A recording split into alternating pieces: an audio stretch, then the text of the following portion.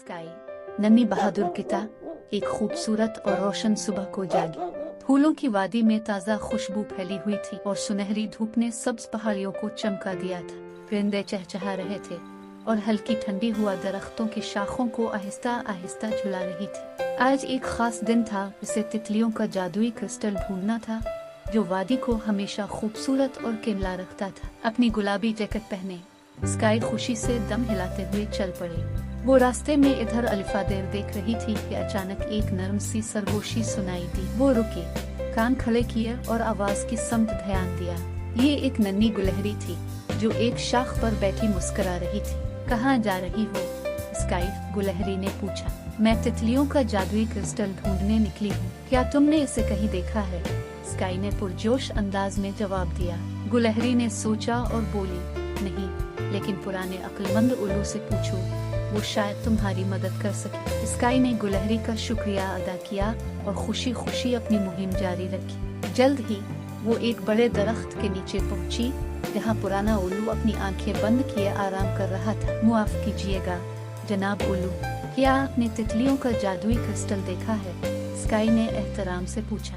उल्लू ने आहिस्ता से आंखें खोली और सर हिलाकर कहा, सुनहरी पंखुड़ियों का रास्ता देखो, वो तुम्हें मंजिल तक ले जाएगा, मगर याद रखो, सच्चाई और हिम्मत के बगैर तुम इस खजाने तक नहीं पहुंच सकोगी। स्काई ने सर हिलाया और शुक्रगुजार नजरों से उल्लू को देखा। फिर वो सुनहरी पंखुड़ियों के रास्ते पर चलने लगी। वो नदियां पार करती गई, झाड़ियों के बीच छपी खुशबुओं को सूंघती गई और हर कदम पर एक नया हैरत अंगेज मंजर देखती गई। अचानक इसे एक चमकदार रोशनी नजर आई जो हल्के जामनी और नीले रंग की थी। ये जरूर वही क्रिस्टल होगा, स्काई ने खुद से कहा और दौड़ती हुई वहां पहुंची। वो नरमी से खोदने लगी और जल्द ही इसके पंजे एक चमकते हुए सितारों जैसे दमकते क्रिस्टल को महसूस करने लगे। ये वाकई जादुई था।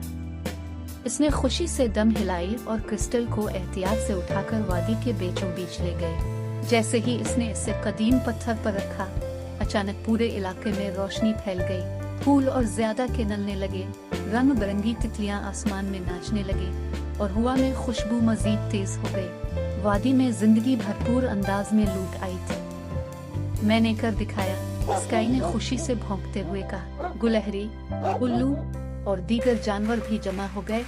सब ने तालियां बजाईं और स्काई की बहादुरी की दाद दी। वो सब जानते थे कि स्काई की हिम्मत और मेहनत की वजह से वादी की खूबसूरती हमेशा कायम रहेगी।